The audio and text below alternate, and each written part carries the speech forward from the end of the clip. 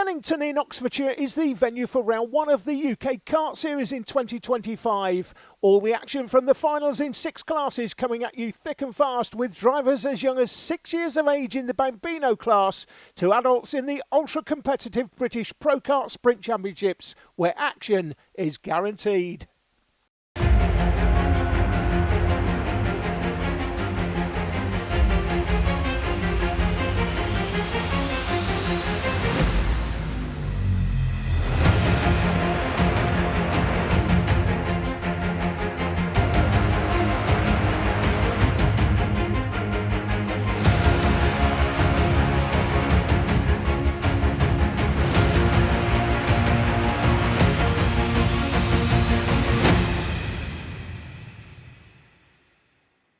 The UK Kart Series will be coming to you from circuits around the UK in 2025, starting here at Shenington for the opening 2 of 9 rounds. First race today is for the youngest drivers in the sport, starting from 6 years of age in the Bambino classes and on a split grid of Cobra engines, and for the first time on TV in the UK, the battery-powered Mighty class.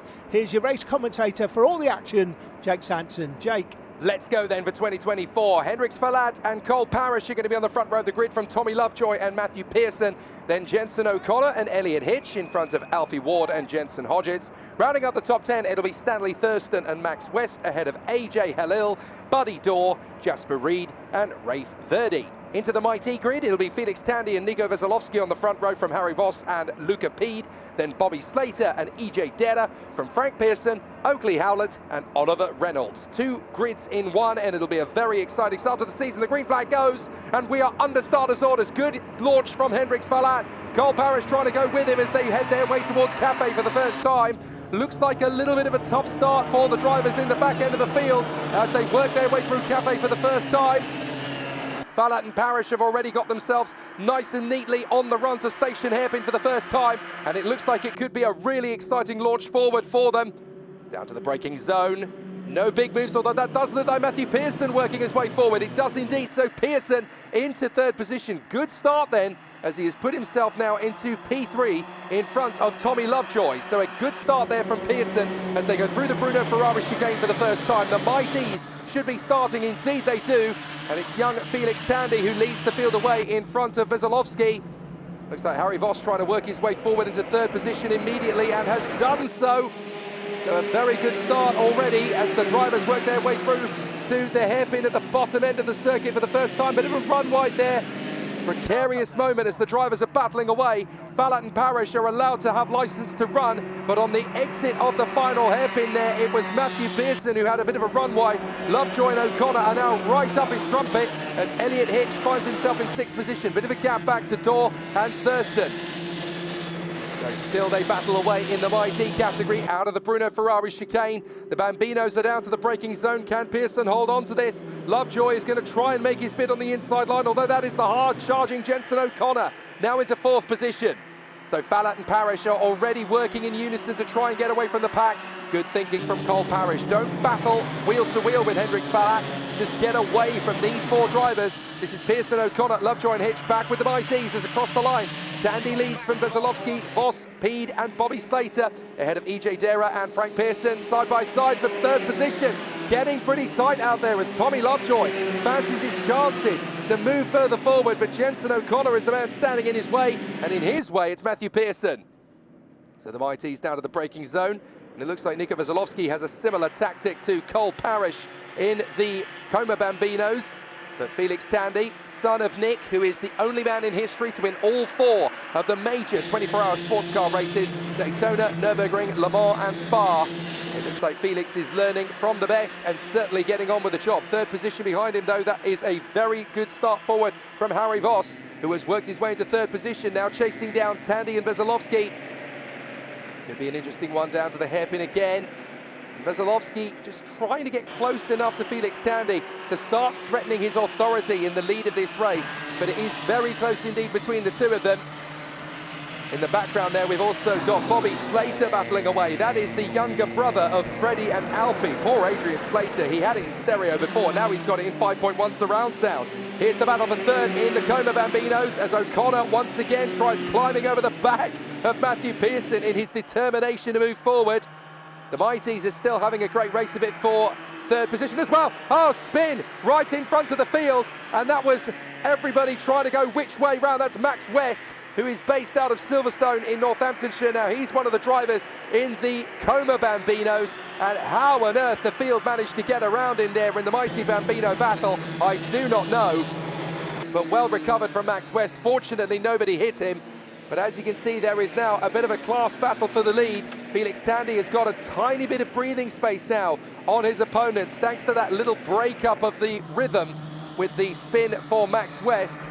That's Ray Verdi going across the line as he goes into another lap, but it's still very close now as we've got Tandy, Voss and Veselowski. Is that Voss going through to try and make the bid there? Well, it's very close indeed for the drivers behind, as that is the 47 shopping around. That's Jensen Hodgetts trying to work further forward. Meanwhile, in Bambinos, we've got Tommy Lovejoy still trying to get close to the man in third position, Matthew Pearson, having now got ahead of O'Connor.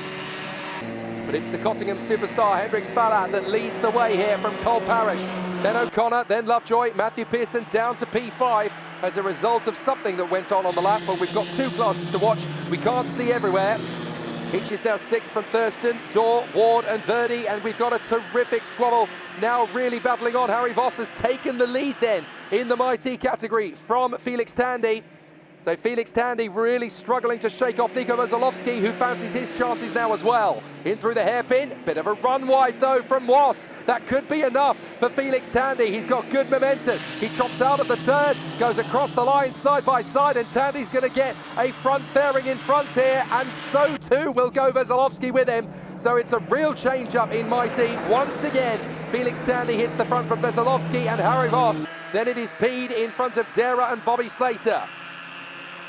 So Nico Veselowski having a really good race of this, now into second position, but he will fancy his chances of going for the victory very soon indeed. Felix Tandy is a cork in the bottle for him right now, but out of the turn, Voss is trying to get in on Veselowski.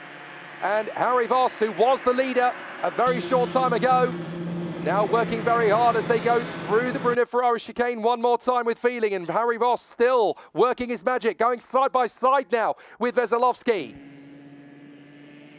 Going to be tight to see who's going to have the bravery into the braking zone for Wilkins, and it is going to be Voss. He gets the move then, so Harry Voss in a second position, but on the exit, Veselowski, he's able to get back alongside and level.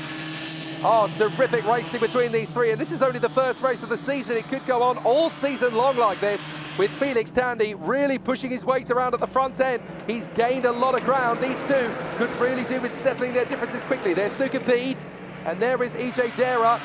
A little further into the race, and we can see the blue flags are now needed as Fallat and Parrish are going to get around the outside of Frank Pearson through the first corner.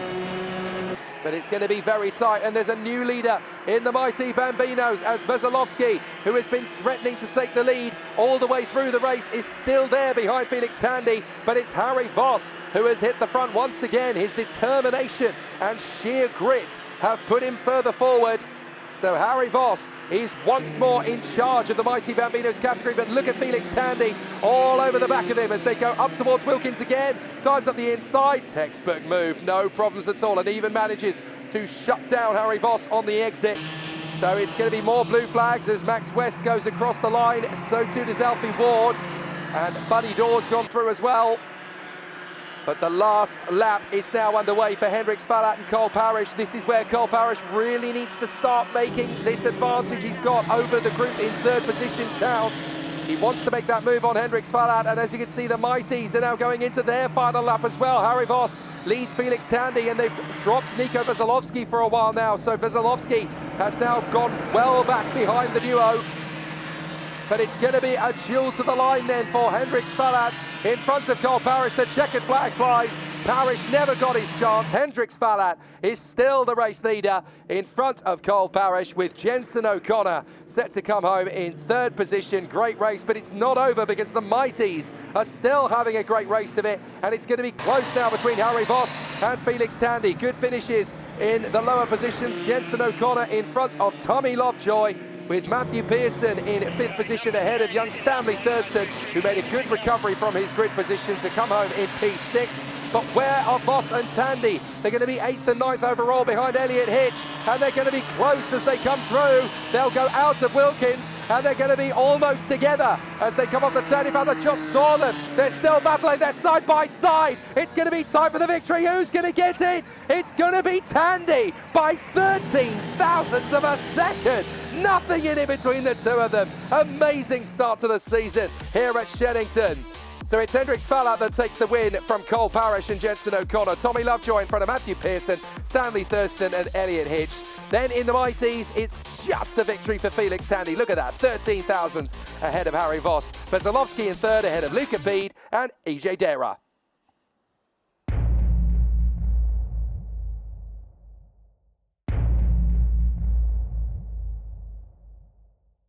Welcome back. There was mayhem on the opening lap of the Honda Cadet 200 final, with at least 9 drivers involved in an incident that saw Archie Edgar here in the green suit. You'll just make him out flat on his back on the tarmac out of the kart in an incident that involved Ziad, Sutton, Onu and others. One car actually went over the bank in the middle of the circuit, over the grass bank. Incredible. I've never actually seen that ever before here at Shenington. Needless to say, a red flag came out, but everyone okay in the end, and after a short delay in proceedings, we got underway with the restart. Drama aplenty. Here's Jake with the grid positions, although some drivers not making the restart, Jake. Very good point. It looks as though Archie Edgar and Zaya Ono will be missing from the grid, as will Francesco De Caro. Not sure what happened there, but it's going to be Charlie White and Riley Blakemore on the front row of the grid. Alone will be Ben Boers on the second, then Jayan Prakash, Archie Cannon, Ollie Ems, Henry Colburn, Ollie Knox and Daniel Zayad from Nikita Robertson, Lorenzo Martin, Alistair Saunders and Layla Berryman. There are no drivers on row 8. Then it's Krish Doshi, Bradley Sutton, David Chioka, and then Ted Fry. The final 4 drivers on the grid will be Oscar Wills, Joshua Adote, Austin Dowell and Zara James. But as we've mentioned, there's no Archie Edgar, no Zaya Ono, and we're not sure why, but Francesco De Caro is missing from 3rd on the grid. Standing start as always in Honda Cadet, so let's get under starters orders. It should be an interesting one. Charlie White is going to have a drag race to the first corner with Riley Blakemore, who's made a terrific start. Blakemore into the first corner as they go through to Cafe for the first time. Charlie White up the inside and he spins! Charlie White spins away from 2nd position. It looks as though there was a slight issue there, and Blakemore has lost the position as well. So there might have been a slight bit of contact between Blakemore and Charlie White, and that has definitely thrown things up in the air. Charlie White has spun off and is down at the back, and that looks to me like Ben Boers has now come through to the lead. Big drama into the Bruno Ferrari chicane for the very first time, and now we've got ourselves a rip-roarer of a race start. It could be very tricky from here on in, but it's a good battle. How on earth is Charlie White going to make up the ground from this? But Boers is your leader. Blakemore in second. Up the inside for Cash. Has a go on the inside line. He can't quite get up in front. And there's already a tussle for 4th position further back as well. So it's Ben Boers that leads the way. Then it is Blakemore in front of Prakash, Cannon, Knox, Ems, Henry Colburn and Daniel Zayad. And there's more drama through Cafe Corner as drivers are still skidding their way through the right-hander. Not everybody finding ultimate grip in this first lap. Still very cold out there here at Shenington, but everyone's seemingly up for the duel in this Honda Cadet final. Ben Boers leads the way though, Blakemore second, and Giant Prakash looking very hungry in 3rd position. P4, that's Cannon, doing a good job in front of Ollie Knox. So as the field works their way through, it is Ben Boers, the youngster from Oxford, who has worked his way through to the lead of the race. But Blakemore fancies his chances to get back in the lead into Wilkins. It wasn't quite up alongside to get the move, but manages to get level through the apex of the hairpin. Hasn't quite been able to make his way through. And then it's the young Preston Charger, Jayan Prakash, who runs in P3.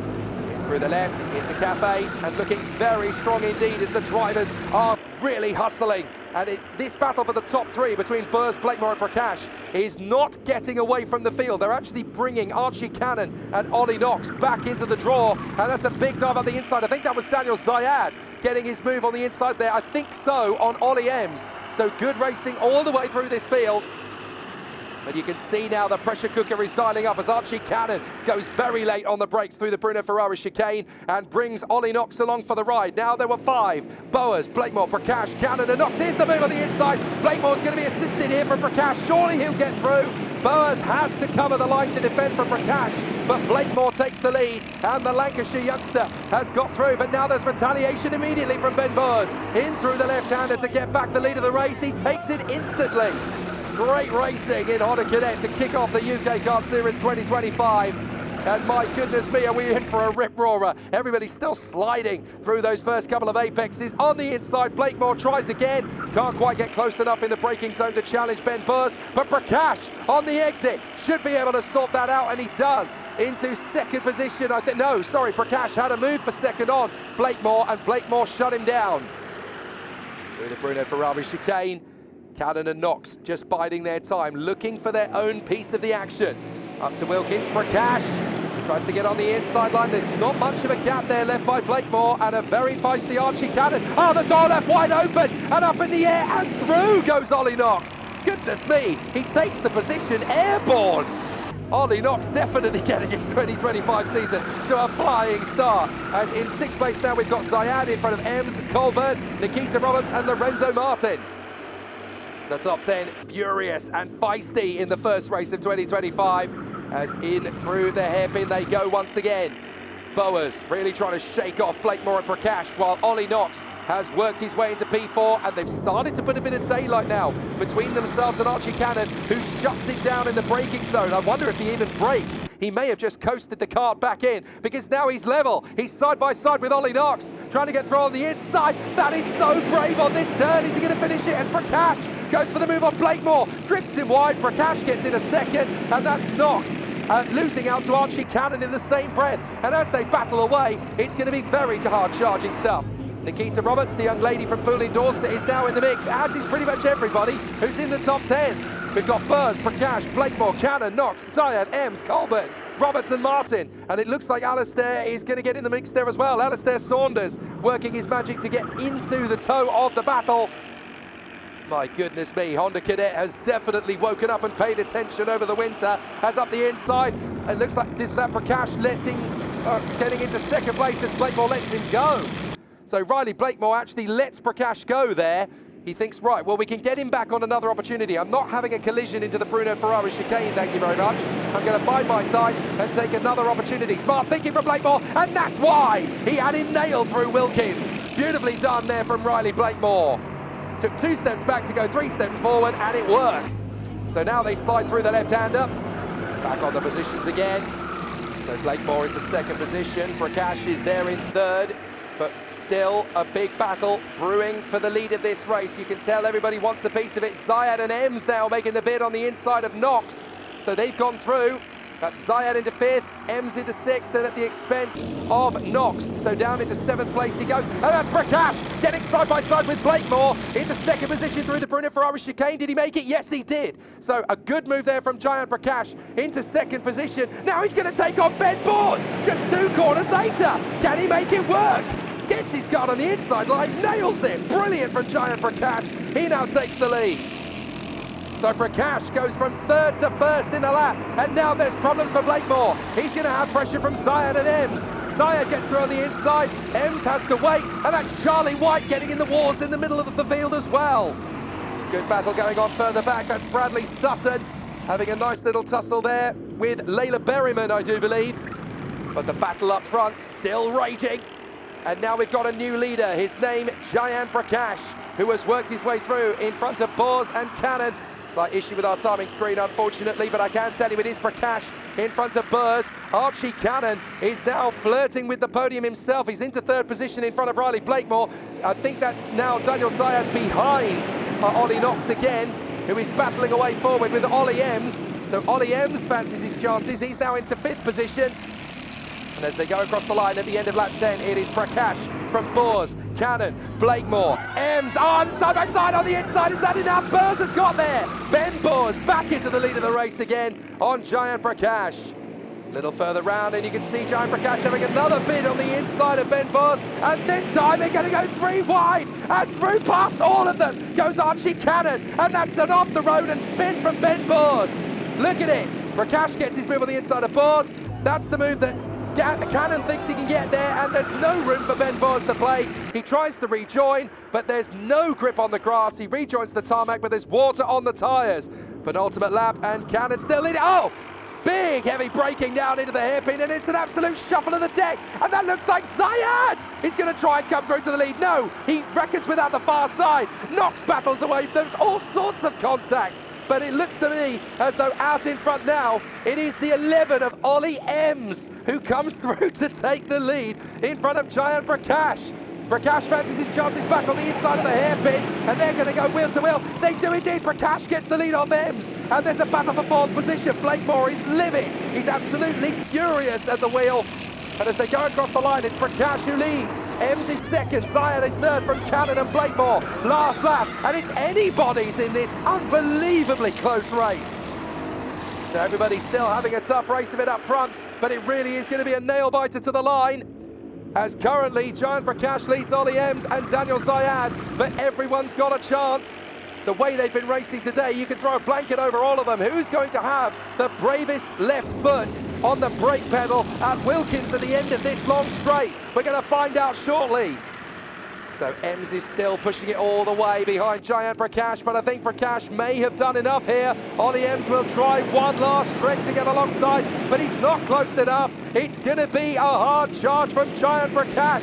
He will take the victory in fantastic style from Ollie Ems and Daniel Zayed, with Cannon, Blakemore, Robertson, White. An absolute stormer from Charlie White to come back to P7. Absolutely astonishing race. Well, in post-scrutineering, sadly, there is an exclusion for Ollie Ems as he failed the post-race checks. So Prakash takes the victory from Daniel Zayed and Archie Cannon ahead of Riley Blakemore and Nikita Roberts. What a charge back to P5 in front of Charlie White, who recovered from his first lap spin to get all the way back to P6. Great racing from the cadets now into the Junior Pro Kart Extreme Final. Joshua Sullivan and Daniel Kadaszynski on the front row of the grid from Ian Bagger and Rowan Marshall, then Max Mannion and Isaac Hobbs, Dhruv Raut, Charlie Brooks, Finley Worthy and Max Hausago, with Finley Iron taking up residence at the back of the grid. But how exciting is this race going to get? It's a Junior Pro Kart, so I expect it to be absolute fever pitch. We're on board with Dhruv Raut, and it's already proven the point as he tries to mix it through the first couple of corners. Look how slippery it is on cold tyres. That's Max Mannion in front of us as we try and work our way to station hairpin without too much drama. But certainly at the start of the race, it's going to be an interesting one. And up the inside, that's Josh Sullivan, and a spin. Oh, that's Rowan Marshall. So Rowan Marshall spins the kart around, but it's Josh Sullivan in the number 13 that manages to get through to the lead of the race. So already a very strong start. I urge to remind you that there's going to be very cold tyres on these karts.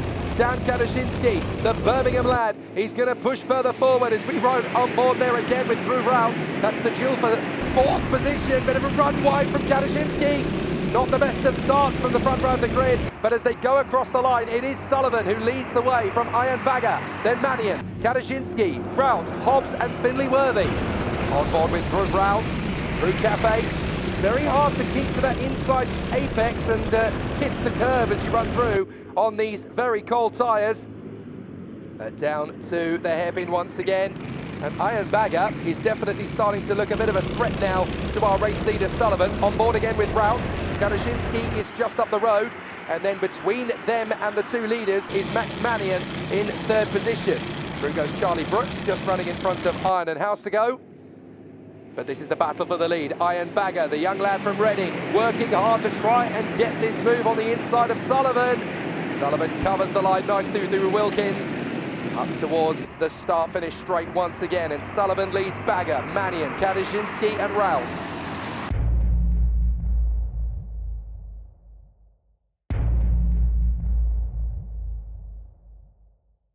Spicy start to the Junior Pro Kart Extreme Final here at Shenington in the first round of the UK Kart Series. We're back on board with Dhruv Raut, who is definitely having a tough race of it. Has he just got ahead of Kadaszynski though? I think he has, so that is up to P4 then for Dhruv Raut. Meanwhile, out in front, Sullivan, Bagger and Mannion. The top three have broken clear and put a bit of daylight between themselves and the rest of the field. So it's already starting to look pretty exciting for them as they have pulled clear of the rest of their opposition. Mannion just trying to stay with Ian Bagger. But it is very tight indeed up at the sharp end of the dais. Some big battles to come as there is Sullivan still running ahead of Ian Bagger. Mannion.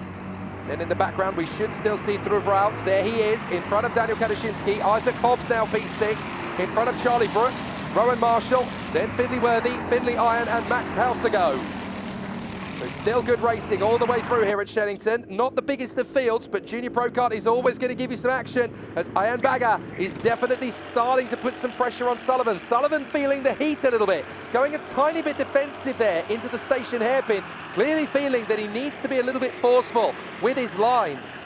Out through the Bruno Ferrari chicane, down the back straight, and up towards Wilkins. This could be a very interesting run now for Ian Bagger. He's got to be careful how he times this. Not going to be easy to pitch the kart in, but he comes off the hairpin and still looks pretty menacing. It's excellent work for the moment, but there's a lot still to do. In through that first flowing left-hander, trying to keep it all nice and tidy as they work their way through. Up towards the Stratford hairpin, or the station hairpin as it's also known. And there are the leaders again. Bagger, whoa, big twitch under brakes there from Max Mannion. Really is feeling the pressure as they go down runway, up towards the Bruno Ferrari chicane again. But this is pretty tricky stuff for Max Mannion, as he can feel the heat as he tries to put pressure on the drivers up front through Vrout and Daniel Kadaszynski, still giving chase further back. Fastest lap of the race, by the way, is Max Mannion, and there's Ian Bagger. Gets the move on the inside there, out of hanger and through Wilkins. He takes the lead. Good work from the young lad from Reading. Now he taps his helmet to the man in second place, Josh Sullivan, and says, right, now we've got to work together like he wants to work in new collaboration, because he gets straight back through. So Sullivan absolutely hammers it home past Bagger. Seconds after Bagger took the lead, Sullivan gets him back again. Back on board with Throughout, and he's trying to close up with the top three, but you can see these two having a real spat at the moment. There's absolutely nothing to choose between these two in terms of raw talent or speed. Joshua Sullivan, number 13, Ian Bagger, number 40, and giving chase to them, Max Mannion, still twitching away. Sullivan moves across on the straight there, up towards hanger, knows that Bagger's going to have another look, controls it through the Wilkins complex, so Bagger decides to go slow in, fast out, ready for the start-finish straight, up towards Park Bend. That quick flat-out left-hander, can he dive at the inside? Yes, he can! And Ian Bagger gets the overtake. This time it sticks, and he gets into the lead. Great work from Ian Bagger. So a fast approach then from Throughout as he goes through Cafe, up towards Stratford. Another big twitch from Max Mannion under braking, and there goes Kadaszynski on the inside of Rout. Did he get through? Tough to see, but I think Kadaszynski did just get ahead there. So very close racing, but Rout is going to try and come back at him very quickly indeed. So Bagger is your leader, Sullivan second, and he's already defending. Ian Bagger going a little bit too defensive for my book. Sullivan's going to have an opportunity here. Round the outside, if he goes slow in, fast out, he can pitch back in and take the lead back again. So Sullivan right up behind Bagger. They go across the line, and Sullivan can't quite fit his car through on the inside line, as again, Rout and Kadaszynski are dueling away over B4. Very close indeed. Rout still holds it for the moment, but Kadaszynski is spitting out the exhaust fumes at the moment for the man in front. Sullivan again up towards Stratford. Through the station hairpin, looking good, and back on the power again. This could be very tricky. Sullivan goes one way, goes the other, up towards the Bruno Ferrari chicane. Can't get the way through at the moment. But Ian Bagger looking very much the leader at the moment. He forces, he's waving to Sullivan. Look, go the other side of me. I am going to hold this line. No, you're not, says Sullivan. Creates the gap. Ah, there's contact. Bagger spins around. Oh, Ian Bagger loses the race with 1 lap to go as they cross the line. Let's look at it again. Sullivan looks right, looks left, then looks right again. Squeezes the kart on the inside line. Bagger's turned in, and there's just a little bit of a bang of wheels there. Left rear connects with right front, and Bagger spins around. So Mannion is now chasing down Sullivan. Meanwhile, Kadaszynski has gone into third ahead of Rout, and Rout sells him the dummy through Stratford. Right, the race director has decided that was a racing incident, so there will be no penalty given to Josh Sullivan. That's important. It's a shame for Ian Bagger, but that's racing. And look at Rout on the far side. Aggressive as you like on Kadaszynski, but monsters the move back into third position. Sullivan is being caught by Max Mannion, but it's too late to change the outcome. Sullivan's going to get the victory from Manion in second place, and Throuvraut is going to get his spot on the podium, and rightly so. Bagger recovers to P5 behind Kadaszynski. Well, what a tough race that was, all the way to the line. A warning flag was given during the race for Ian Bagger for track limits, but it doesn't affect the final result. So Josh Sullivan takes the win from Max Manion. Throuvraut in third in front of Daniel Kadaszynski, a frustrated Ian Bagger. Then Isaac Hobbs, Charlie Brooks, Rowan Marshall, and then Finlay Worthy ahead of Finlay Iron in a very competitive Junior Pro Kart final. I cannot wait to see them back out again for round 2 in a few weeks' time. Another great race on the horizon then. It's the Honda R200 final. Aaron Berridge and Ashton Horspool on the front row of the grid from Rocco Geraghty and Kian Sullivan, then Rebecca Restel and Peter Webster, Aidan Ingram and Lewis Dean, then Kevin Bogarski and Daniel Hulse. Outside the top 10, plenty of other races to try and go for it. Tristan Gilfillan and Hendrix Bennett, Hallie Findlater and Thomas Stevens, then Maya Duffel, Carter Lundy, Lola Flatley and Dexter Petty. Here we go! Up to the first corner and through Park Bend, up towards Cafe, and there's a proper wiggle on for the first couple of corners.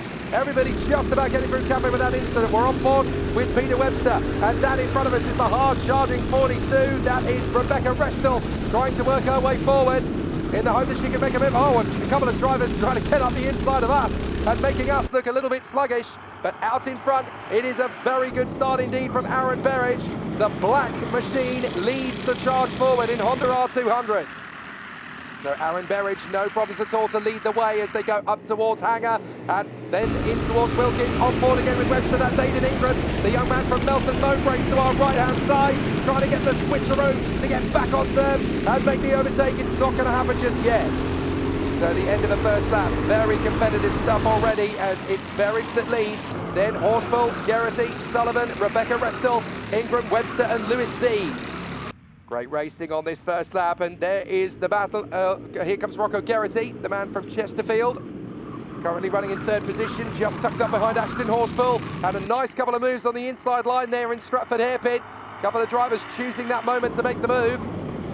You've got to be so careful in these opening couple of laps. It can be very easy for these Honda R200s to spit you out if you're over-aggressive on the curves. Back on board with Webster.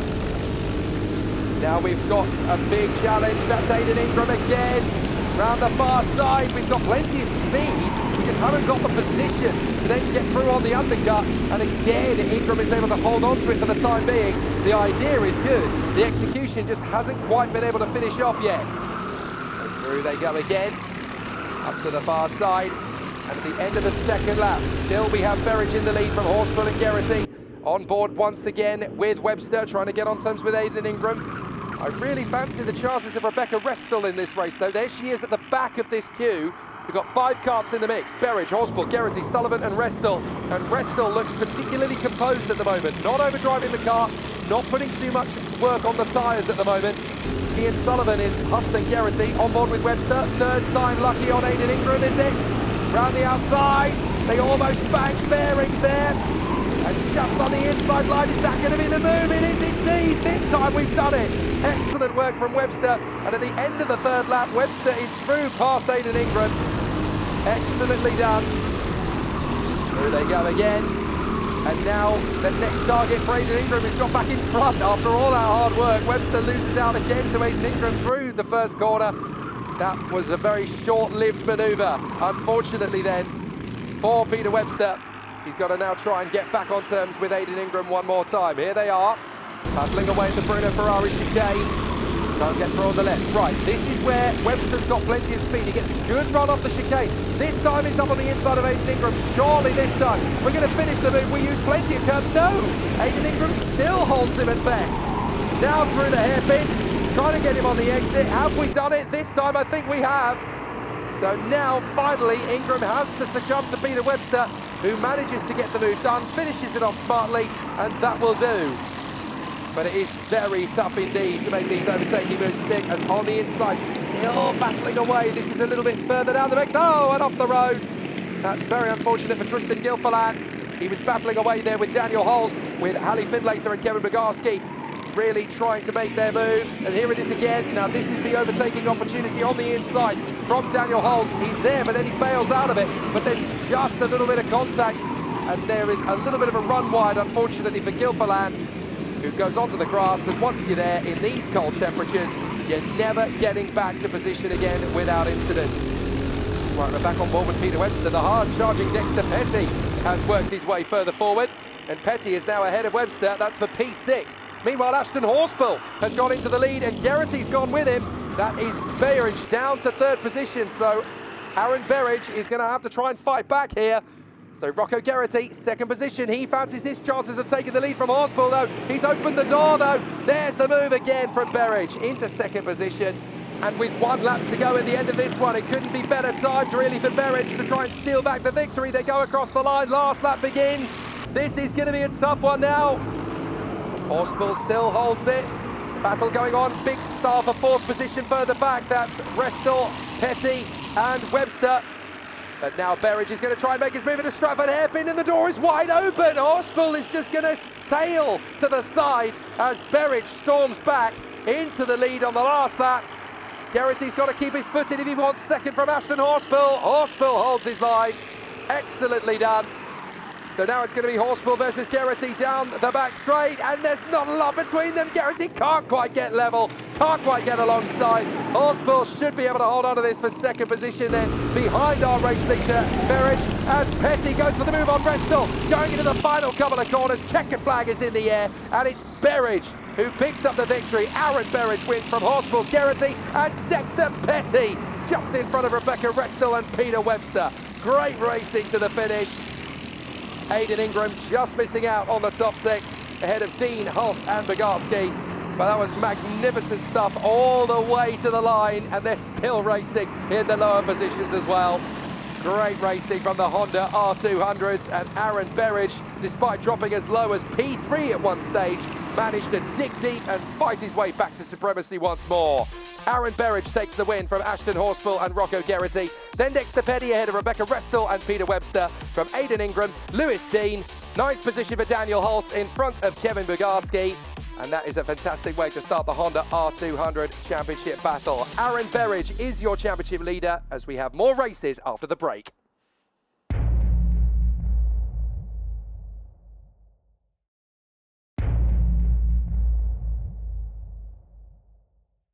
Get ready for a battle of euphoria. That's what Senior Pro Kart is likely to give us here at Shenington. Peter Stott and Ike Needham on the front row of the grid from Jonty Bezic and John Hogan.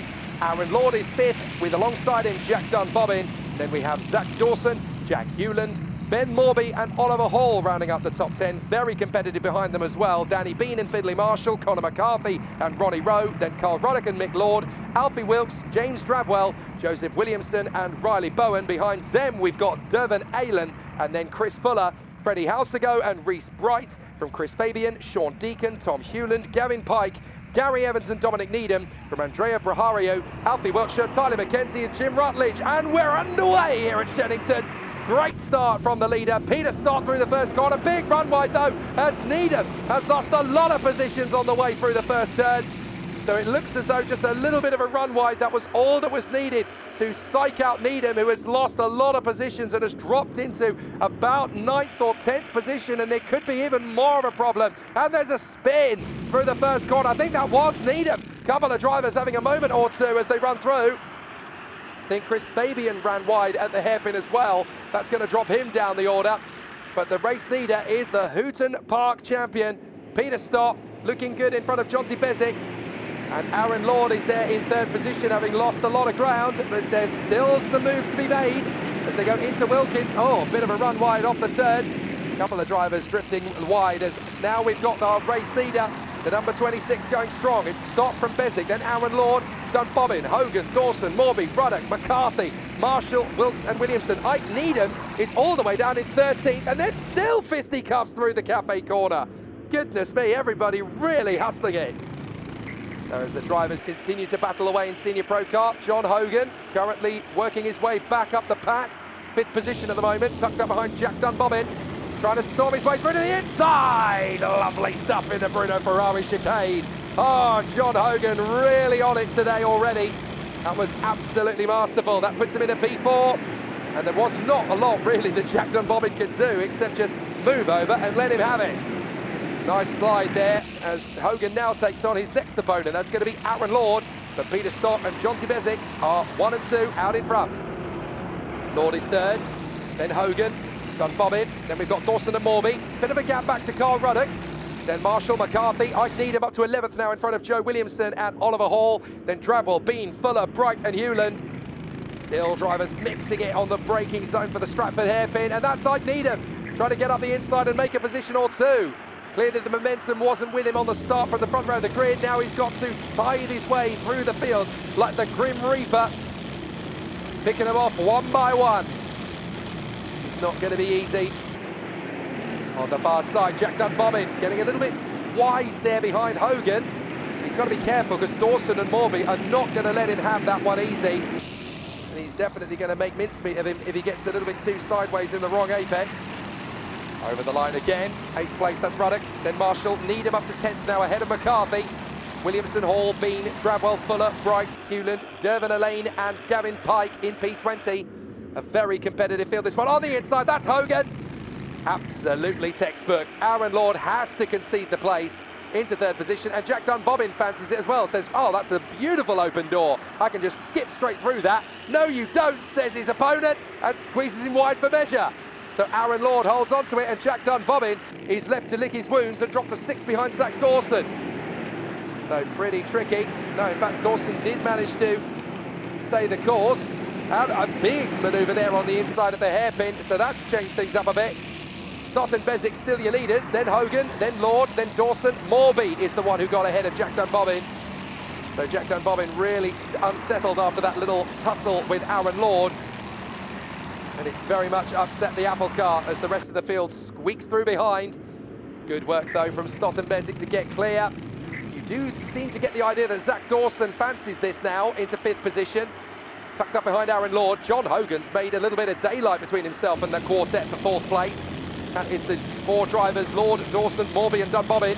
Ruddock is trying to catch them up, and that's Needham. He's got ahead of Finley Marshall now, so that's P9. Good work so far then from Ike Needham. Now Dunbobbin wants to get back in on this. Has to go the right far side on the left-hand side of Ben Morby. Still Stott and Bezic running away from the field. No point racing each other when you've got several drivers who can try and take the positions away from you. Further back in the pack, good racing all the way through. We've got 5 drivers in the mix here, battling away for position very tightly indeed. I think that's the squabble between McCarthy, Hall, Williamson, Bean and Drabwell. Certainly the 17 is at the head of that, so it's even further back. That's Mick Lord, Dominic Needham, Riley Bourne, Jack Hewland and Andrea Brahario. So very close racing at the moment, everywhere you look. That's what's amazing about Senior Pro Car. You don't just have to keep your eyes on the front of the field, you've got to have your eyes on the back of the eyes, on the back of your stalks. Excellent stuff at the moment in Senior Pro Car. Jonty Bezic just biding his time, just waiting. No point going wheel to wheel with Peter Stott. Just pull away from the rest of the gaggle. Let this race come to you, thinks Jonty Bezic. And it's certainly a good tactic. Hogan, Lord, Dawson, Morby and Dunbobbin still giving chase. Ruddock is pretty much on his own at the moment in 8th place, although their new fastest lap comes in from Ike Needham, who is definitely starting to eat up the advantage held by Ruddock. So Jonty Bezic still chasing the leader, Peter Stott. They work their way through to the chicane again. Jack Dunbobbin looks like he's got back on the tail of Ben Morby. And Needham is ever catching Carl Ruddock. It won't be long before he makes his bid to get through. Look at the tussles all the way through the move. That looked like Devane Allen trying to go for the inside of Freddie Housego through the chicane. Great racing all the way down this field, and there is Freddie Housego under some severe pressure. Is that going to be enough of a move? No, it's not, but behind them there is going to be a tussle for position. Oh no, wait, that's Freddie Housego that's dropped to the back of the train. So as we go through, it's actually Alfie Wilkes who holds his nerve on the way through, and Tom Hewland is in that little gaggle as well. In fact, I think that was Hewland at the head of the train. But very close quarters racing everywhere you look in Senior Pro Car. If I was good enough to be a racing driver, this is definitely a class I'd be considering. And with moves like that, I'd have a very tough job of mixing it with these guys. Lovely move on the inside line, and there's even enough time for a hand gesture. Thank you very much for not turning into me, says Alfie Wilkes. Good to see that sportsmanship and gentlemanly driving are not dead in the world of British karting. So Peter Stott still holds his nerve in front of Jonty Bezic, Hogan, Lord, Dawson, Morby and Dunbobbin, and that is a brilliant charge forward from Mike Needham. He's up to 8th, he's got Carl Ruddock. Still the battle for the lead as Jonty Bezic will start thinking about this overtaking move now. There's Needham in 8th in front of Ruddock, Marshall and Oliver Hall. Bit of a gap back now to Danny Bean with Joe Williamson and Conor McCarthy. Then Drabwell, Reese Bright, Chris Fuller, Tom Hewland, Alfie Wilkes and Freddie House to go. Not a lot that Jonty Bezic is prepared to do just yet to get the move on Peter Stott, but then he doesn't want to make the overtake just yet. He wants to do it on the penultimate lap. We're getting closer and closer to it. 10 laps will be completed at the end of this one. It looks like a second retirement to the right of your picture. That's Jack Hewland, I think. He'll join Tyler McKenzie on the sidelines. So it's not gone well at all for poor Jack Hewland. Meanwhile, Tom Hewland is having an absolute rout of this race at the moment. What a battle. Tom Hewland, currently in P20, ahead of Dervin Aylan, Mick Lord, Gavin Pike, Ronnie Rowe and Dominic Needham. Nothing in it between them as they squabble away for positions. Back with the leaders. Stott versus Bezic. Bezic will want his moment, but he's not going to rush it. He's still got a couple of laps in hand before he really needs to start going for it. Stationary yellows. Now that is just to remind them that we've got Jack Hewland off to the sidelines there at the end of the straight. So everybody just trying to keep themselves to themselves at the moment. Further back in the pack, we've got a terrific duel going on, as that is the 86, I believe, of Carl Ruddock. Still trying to shake off Finley Marshall and Oliver Hall. And they have really dropped Ike Needham. Needham's definitely got clear and has started now to hustle behind Jack Dunbobbin, as John Hogan has now set the fastest lap of the race, a 48.82 to try and close up on the two leaders. And let's not beat about the bush here. If Stott and Bezic do start dueling away for position, Hogan is the next in line. He could steal a victory here if he just gets close enough to them. Meanwhile, this is the battle for 4th again between Lord, Dawson, Morby, and I would say Jack Dunbobbin, but now there's a bit of daylight between himself and Ben Morby. Here we go, Jonty Bezic has been biding his time, waiting for his moment. Now he's going to start to up the ante. This is where we're going to start to have a proper race of it. Last lap, so it's now or never, as Jonty Bezic will be going head-to-head with Peter Stott. Through Cafe, up towards Stratford. This is going to be an interesting charge for Jonty Bezic. Where will he place the card? He has to think about this. Go left, go right. He's going to be neutral. His best opportunity is going to come later in the lap by the look of it. And now you can sense that Peter Stott's nervous. He looks over his right shoulder, up to the Bruno Ferrari chicane, through the left, back on the power. Stott's getting defensive, perhaps a little early for that. That could be enough for Jonty Bezic. He's going to need something magical. Through Hanger, up to Wilkins, can he make it happen? Well protected by Stott. Bezic can't find the move, and it looks as though it's going to be a drag race to the line. Bezic goes out to the far side, and Stott crosses the line in front of Jonty Bezic by a mere 77 thousandths of a second. Hogan third from Lord, Morby and Zach Dawson. Excellent racing all the way. Dunbobbin has to settle for 7th place. Needham fought back beautifully there to 8th in front of Finley Marshall and Oliver Hall. Ruddock, Danny Bean, Conor McCarthy, they're still dueling to the line as Freddie Housego puts his arm in the air after winning his magnificent duel to the flag there with Reese Bright, Chris Fuller, Mick Lord, Alfie Wilkes and Dervin Allen. There's battles all the way through this senior pro kart field, and it should be like this all season long. As you can see from the final results, not quite as it finished on the track. Peter Stott's engines found to be non-compliant after being sent away for checking. One was compliant, the other one wasn't, so he's been excluded from the meeting. Jonty Bezic takes the win from John Hogan and Aaron Lord in 3rd.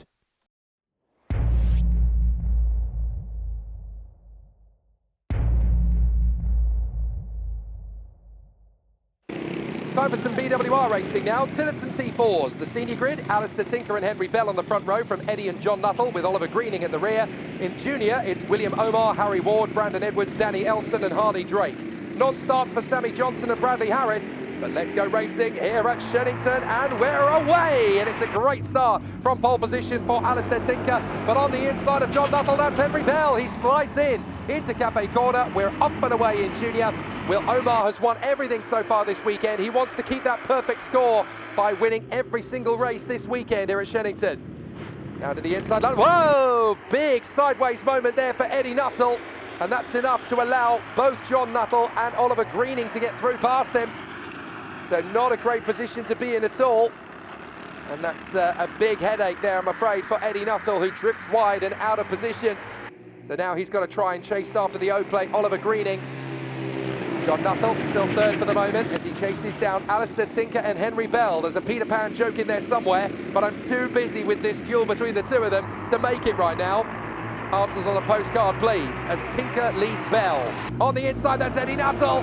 Gets the run up towards Cafe. He's side by side with Greening through Park Bend, but he hasn't been able to finish off the move. Omar is your leader, though, in junior, ahead of Brandon Edwards. Then Drake, Elson and Ward. Still they're squabbling out front as Tinker leads Bell. But that is John Nuttall trying to get through in a second position ahead of Henry Bell. Hasn't been able to make the move as through the chicane they go. And that's Nuttall now in front of Oliver Greening. So he has got through into fourth position. Great dueling between the two of them. Took a little bit of a moment to make it happen, but certainly that's what we got. Now the 23, John Nuttall, swarming around behind Henry Bell. Out of the Wilkins complex, along the start finish straight, up towards Park Bend. Flat out on the inside, Henry Bell getting side by side with Tinker, and he's through. So Bell heads the pack. Excellently done there from Henry Bell. And he takes the lead then on lap number 4. Excellently done. Meanwhile, there's a great duel going on in junior, and that's for second position in the class. That's Brandon Edwards dueling with Harley Drake. Very close indeed between them. Not a lot in it either, as Harry Ward is very close to them. So that could go on and on and on. But it's Henry Bell who leads John Nuttall. He's got into second place now in front of Alistair Tinker. So it's Bell, Nuttall, Tinker. So what can John Nuttall do about the race leader? Can we get 3 different leaders in this race? We've already had Alistair Tinker, we've already had Henry Bell, but it looks to me as though John Nuttall fancies his chances of taking the lead in this one as well. And our timing screens come back. Excellent. So Henry Bell now in front of John Nuttall with Alistair Tinker in third position. Then it's Eddie Nuttall in front of Oliver Greening. Will Omar still the leader in junior for the moment, looking absolutely dominant. On the inside line comes John Nuttall and takes the lead away from Henry Bell. Out of Stratford Hairpin, a long runway, and up to the Bruno Ferrari chicane again. Excellent stuff. So John Nuttall is your new leader. Henry Bell second, third is Alistair Tinker. Still a bit of a gap back to Nuttall and Greening, but Eddie Nuttall holding his nerve at the moment. Look at the squabble now as John Nuttall is trying to get away from Henry Bell and Alistair Tinker. Pulling away out in front, getting that little bit of breathing space that he needs to be comfortable, as now John Nuttall is the leader of this race on lap number 5. Into 6 we go. Still a great duel going on in junior as Will Omar has just disappeared. He's in senior pace at the moment out in front. So Will Omar is just dominating it as through come the rest of them, and that's going to be Edwards side by side with Drake. Ward is right in there as well. Very close indeed as they run so close in proximity. But that battle in junior is going down to the wire, I'm sure. And it's for second position, it's not for the victory. William Omar is very nearly catching up with the seniors at this rate. Had they started together, he might well be knocking on the door of Oliver Greening. Up the inside, oh, beautifully done from Alistair Tinker. He had 3 wheels on the deck and 1 in the air under braking, and managed to get the kart turned in beautifully. So that's all done and dusted then for Alistair Tinker in front of Henry Bell. Sweeping through Park, out of Cafe, back with the juniors, and it's getting pretty tight as Harry Ward looks over his shoulder, but it's the other shoulder he needs to be keeping an eye on, as there is Brandon Edwards eating up the exhaust fumes and hoping to make a move or two of his own. It's going to be tight all the way. But so far, so good in junior. Will Omar's got a beautiful lead over Harley Drake now as Ward and Edwards continue to settle their differences on the track. Danny Elson is just trying to stay with them at this moment in time. On the back straight, through to Hanger. We've still got the senior battle raging and getting on afoot. John Nuttall, Alistair Tinker, Henry Bell. Henry Bell fancies his chances to get back past Alistair Tinker once again. With Alistair Tinker having sorted his position out, sorted out his tyres and got himself in a second position. Here's the battle for the lead though. Will Omar having a problem by the look of it. He's lost some time, and that's Harley Drake catching and passing. So Harley Drake gets in front of Will Omar and he's delighted with it. So it's not quite so one-way traffic as Will Omar would have liked. Here's the senior class battle once again. No worries for John Nuttall, but Alistair Tinker fancies the lead back. All three of these guys have led at least one lap over the first half of the race, though. John Nuttall, Alistair Tinker and Henry Bell have all been in the lead of this race, and it's hard to know who's going to get the job done. It's what we love about karting, and what in particular I love about Tillson T4s. No teams, just turn up with your kart, go racing. It's the only category here this weekend that I've actually competed in a race at, and I'm really hoping that if my fitness regime, being based out in the hot, sweltering heat of Asia, is going to work well in 2025, then maybe I can get back on the grid again. Omar goes wheel to wheel with the new junior leader, Harley Drake, still holding his position for the moment. Back to senior, and John Nuttall and Alistair Tinker have both done their personal best laps on that one. The fastest lap of the race, though, is from Henry Bell, who's done a 49.278 at this point. So very close indeed between the top three. So Henry Bell is actually the faster of the three, but on the last lap he lost a fair bit of time. Now he's got to try and fight it back. Through they come again. At the end of this one, they'll have just 3 laps remaining. Nuttall, Tinker and Henry Bell, who is definitely gaining some ground back again. He crosses the line. He's just done the new fastest lap, a 49.14. So that is massive from Henry Bell. As meanwhile, William Omar again hustles Harley Drake. Can he get the run up to the hairpin? Beautiful defense from Drake, but he drifts a little bit wide off the exit of the turn. This could be Omar's opportunity. He looks right, can't get there, looks left, can't get there again. Back to the battle again from the seniors, up to the chicane, and Tinker is still hustling the leader, John Nuttall. He's now getting a bit of assistance from Henry Bell. That fastest lap is definitely giving him a little bit of impetus to go after John Nuttall, but they need to work together at the moment. Henry Bell and Alistair Tinker, second and third for the moment. Is there enough time to get back on terms with John Nuttall, who crosses the line in the lead of the race? Stalemate between the three of them for the moment. Nuttall, Tinker, Bell, 2 laps to go. Alistair Tinker not quite close enough to get an overtaking move done on John Nuttall, but he could get some assistance now from Henry Bell. He looks over his shoulder. Come on, come on. Let's get together. Let's work and go after the leader, John Nuttall. They come off of Stratford, down runway. Please give us a little nudge, says Alistair Tinker. Henry Bell is right behind him. We can go after the leader here. Let's work in unison. We can both take him on. Down the hanger straight. And this is where the slipstream effect can really come in. Oh, he's gone rogue. He tried to go for it on his own. Henry Bell makes the bid there on the inside. And from nowhere, Alistair Tinker finds the gap on the inside at the Wilkins complex. How did he do that?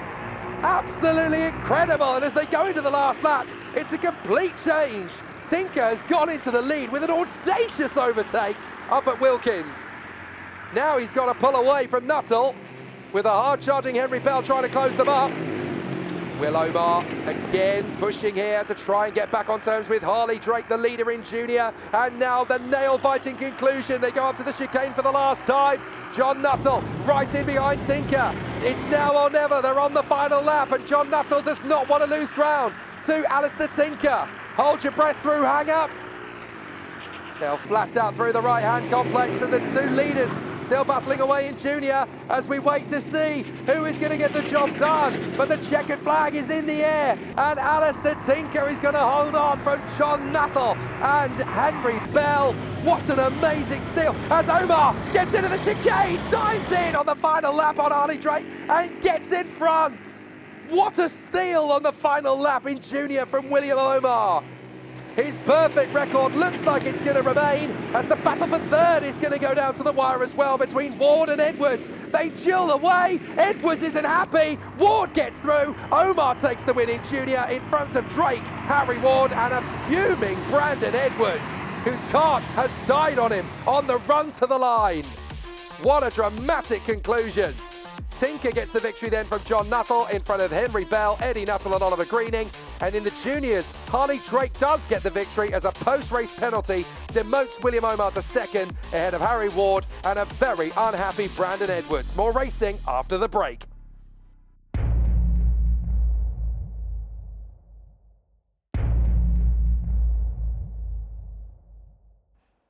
And so to the final race of the curtain raiser here at Shenington. Tyro Jr., Sam Aston on pole position from Harvey Williams, then Max Flatley, Mattis Menakis, Archie Gale, Hayden Adams, Matthew Stevens, Harry Lorver and Jacob Aston. The sun is setting here both at Shenington and on the race meeting, but we're underway in Tyro Jr. Cold tyres are going to be the order of the day for this one. Jacob Aston on board with him going through turn one, and that's a run wide for Williams and Menakis. That's what it's like on cold tyres on the first lap. And the men who are second and fourth on the grid have lost a massive amount of positions, and a very difficult run now from them. As up into second place, still trying to get heat into the tyres is Max Flatley. So Sam Aston is your race leader, but it's the number 50 that's now in second position, as Harvey Williams has lost a lot of positions. So too did Mattis Menakis. Williams is down to fourth, I think. And Mattis Menakis, there he is in P5, so they're there or thereabouts. But it's a big bonus for Max Flatley, who now finds himself in second position. Big charge forward on the inside. That was Menakis, I think, getting side by side with Hayden Adams as we ride on board with Jacob Aston. Now he fancies his chances on Adams. So Adams, the man from Winsbury, runs wide. That'll do. Thank you very much. Very low grip when the sun sets in the early part of March. And it's a very cold circuit, as we know. Up on the inside, Aston having to defend from Max Flatley. So Flatley clearly fancies an opportunity to go for the race victory. Archie Gale just sits there in third positions and thinks, well, hang on a minute, I could get something pretty magical out of this if I just hold my nerve. Just be patient. That's Mattis Menakis in front of us. We're on board with Jacob Aston once again. Through to Hanger. Looking for the dive on the inside into Wilkins. Thank you very much. And again, that run wide in the apex is perfect cannon fodder for Jacob Aston, who even blows him a kiss by the look of it. Thanks very much. That was a chef's kiss overtake from Jacob Aston. Sam Aston still the leader here, going full guns blazing in front of Max Flatley and Archie Gale. Harvey Williams in P4 still. Move up the inside line from Gale. And Archie Gale gets in a second place on Max Flatley. Is the door still open for Harvey Williams?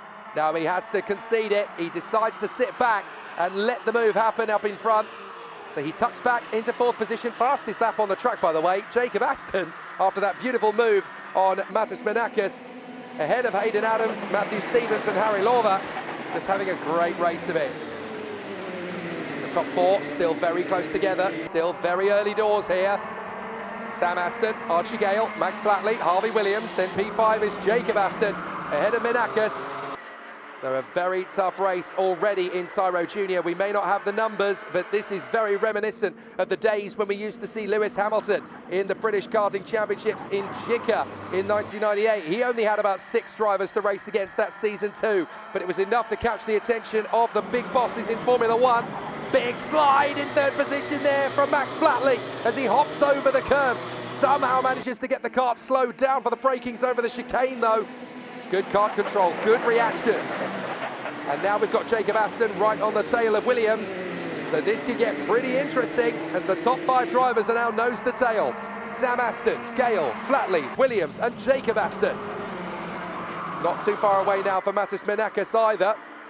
It's getting pretty tasty out there. Jacob Aston still with the fastest lap of the race. We're on lap number 5. Sam Aston still the leader for the moment in front of Archie Gale. Flatley, Williams and Jacob Aston waiting for their moment. All the karts are identical, of course, in similar fashion to BWR. They all run Tillson T4s. These, of course, are all very similar run Tyros. So it all comes down to driver ability. I love it when you take away the politics of the teams and who's got the best engine, who's got the best chassis. None of that. Just let them race. Jacob Aston hustling the top 4. That is Harvey Williams in front. Just makes a slight adjustment. Opens the airbox over the radiator. That's to give him a little bit better engine temperature, just cools the engine down a little bit. So the radiator flap, obviously one of the few things that a driver can do while they're behind the wheel. This is to cool the engine down. You open the radiator flap, you allow the air to channel through the radiator. You have to be a bit of a scientist as well as a racing driver to try and get the most out of these karts. Through the chicane, Sam Aston, Archie Gale, Max Flatley, Harvey Williams, Jacob Aston, and now closing up on all of them. Mattis Menakis is not far away. But there's no room at the end. Oh, there is room at the end. On the exit, Harvey Williams goes wide at Wilkins, and that's enough for Jacob Aston to pick up the pieces and get into 4th position. 6 laps done, 9 to go. On board again with Aston. That's P4 now. Right, so now we've got a podium staring us in the face. That's Max Flatley up in front of us. He's trying to take on Archie Gale, and he does, into the hairpin. Beautifully done, but he runs wide on the exit, and Gale gets him back. Jacob Aston's got momentum. He'll go with him up into third position, will he? On the inside line, still there. Not a lot of room, and Jacob Aston hangs on into third position. Thank you again. That'll do. Third position, nice for me, as they go through hangar. And now Matas Menakis fancies his chances on the inside behind us. Excellent racing. You've got to love these 360-degree cameras on the carts. They show us every inch of the battle in front and behind. So Sam Aston now leading the way from Archie Gale and Jacob Aston. That's definitely upset the apple cart a bit. Flatley still there in fourth place in front of Williams and Menakis, but now all 6 men are going for it. There's the move from Menakis. Gets on the inside of Harvey Williams. That's P5. Can he finish it on the exit? He's still there. He's still there. No, you don't, says Matas Menakis. It took me long enough to get into fifth position. I'm not about to let you straight back in again. It's almost 2x2 hurrah, because Archie Gale needs to catch up a little bit here to Sam Aston. Jacob Aston still battling for third with Flatley, and then Menakis, having just got ahead of Williams, now needing to catch back up to the quartet up front. 7 to go. Sam Aston, Archie Gale, Jacob Aston, Max Flatley, Matas Menakis and Harvey Williams. Behind them, Hayden Adams, Matthew Stevens and Harry Lawver are still hanging on in there. But this is absolute war between these youngsters in Tyro Junior. And every single one of them is playing the tactical game. It's like the world's fastest game of risk. All you need is a 6 and you're right back into the mix. Sorry, board game nerdetry there for you. Couldn't resist. Max Flatley, fastest man on track, trying to chase down Jacob Aston. Looking for his move on the inside line, Jacob Aston, all over Archie Gale. I've got to get ahead because Max Flatley is now the fastest man on the course. I can't afford to lose this position to him. It's going to be very tight. All of them setting their fastest laps on that last lap. Flatley goes fastest again, 44.163. 6 laps remaining, nothing in it. All setting personal bests in the top 6 on that lap, as the tyres are finally starting to bite on the inside. That's the move from Harvey Williams to get back in on Matas Menakis. Side by side again. Who's going to get there first? Well, we are focusing on Jacob Aston, because he's got Archie Gale and right close for company too. That's Flatley. I think Menakis has been able to hold on in front of Harvey Williams for the time being. Tough braking. Look how sideways the kart gets under braking and how close Flatley gets behind us as well. This is impossible to read. Very close indeed up front. Very, very tight between our leaders, who are still giving us a lot of great racecraft here. And it's going to be tight all the way. Archie Gale still looking good in second in front of Jacob Aston for the time being. But you do get the sense that Jacob Aston is getting a little bit impatient, sat here in position. Wants to make the move as soon as it becomes available. Down the straight, he's got a good exit out of the chicane. This might be his chance. Up towards hangar. Not close enough, surely, is he? Archie Gale gets a little sideways. He's going to have to wait. So Jacob Aston definitely starting to threaten for that position now. 11 laps done, 4 left. And it's really tight at the top. Sam Aston, Archie Gale, Jacob Aston, Max Flatley, then Matas Menakis, Harvey Williams, Hayden Adams, Matthew Stevens and Harry Lawver. Is this going to be the move for second position from Jacob Aston? Surely there's enough of a gap to get there, and he's done it. He's made the move. And he chops across on Archie Gale. No, you don't. I've only just made it to second place. I'm going to make sure this sticks. So at the end of this lap, it's going to be the brothers Aston, 1 and 2. So Samuel Aston leads his brother Jacob. Third place for Archie Gale, 4th for Flatley. And when they cross the line, there's only going to be 3 laps left of this. Williams just got the move there on the inside into Wilkins, I noticed as well. Got the dive on Matas Menakis, so that's back into 5th position there for Harvey Williams. Good work. 3 to go. Is there enough time for Jacob Aston to catch his brother Sam? And more to the point, if he doesn't make it, what can Gale and Flatley do to retaliate? And who's going to get the duel won between Harvey Williams and Matas Menakis? So much at stake with very little time left to play out here. It's going to be tight to the finish all the way. Sam and Jacob Aston having yet another brotherly squabble. They don't want to be the one who washes up when they get home. Aston really close to his brother and diving up the inside, lovely from Max Flatley. Into the Wilkins hairpin, gets the run on Archie Gale, that's third position. And with 2 to go as well. This is going to be nail-biting all the way to the death. But Jacob Aston really fancies getting the move on his brother Sam. Let's see if there's going to be a big move from Jacob Aston. Well, there's certainly going to be defensive tactics from Sam.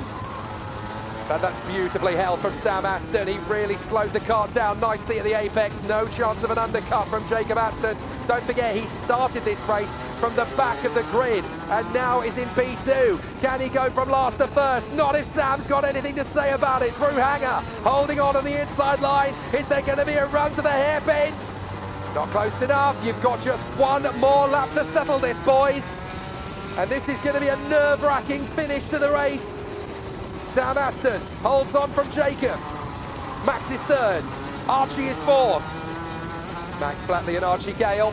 Harvey Williams ahead of Mattis Menakis, then Adams, Stevens and Laura. But will there be one final dive from Jacob Aston? He comes in on the inside of his brother and Sam Aston has to concede. Max Flatley's going to get alongside but then holds back. Jacob Aston, last to first. Can he hold it to the line as Gale gets up the inside into third position past Flatley?